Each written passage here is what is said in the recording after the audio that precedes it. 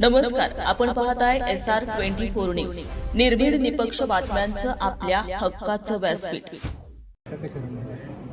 नाही, आता मला असं वाटतं की येत्या 10 मार्च ते 12 मार्चमध्ये राहुरी विधानसभेची घोषणा होईल.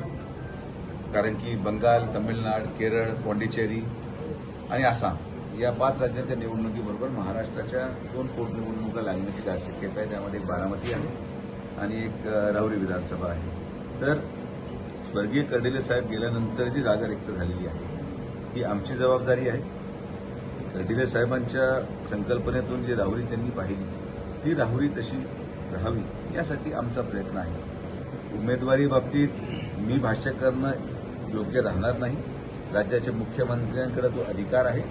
आमचा प्रामाणिक हेतू आहे की स्वर्गीय कर्डिले साहेबांचे चिरंजीव अक्षय कर्डिले यांना ती उमेदवारी मिळावी ही कार्यकर्त्यांची भावना आहे.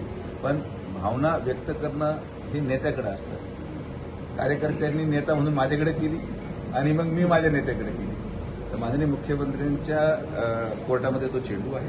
आम्ही पूर्ण विश्वासाने मुख्यमंत्री महोदयांकडे विनंती करू आणि मला विश्वास आहे की मुख्यमंत्री देखील जैन भावनेचा आदर करत निश्चित अक्षयला ती उमेदवारी देतील अशी माझी अपेक्षा आहे. पण जो काही निर्णय होईल तो वरिष्ठ पातळीवर केला जाईल आणि आम्ही पूर्ण सज्ज आहोत.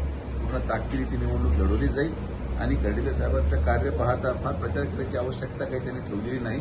त्यांनी कामं इतके करून ठेवले, जेवढं पेरणी केलेली आहे की त्याच्यातून चांगले बळ जिंकतील असंच आमची अपेक्षा आहे. आणि अजून भरपूर राजकीय घटना घडायच्या. 2 विधानसभा आहेत, बारामती आणि राहुरी. मग त्या दोन्ही विधानसभेवर सामूहिक महाराष्ट्र स्तरावर दोन्हीही आघाड्यांमध्ये चर्चा होऊ शकते का, अशा सगळ्या गोष्टी आहेत. तर त्याला आज आपण फार जास्त विश्लेषण करणं हे संयुक्तिक नाही.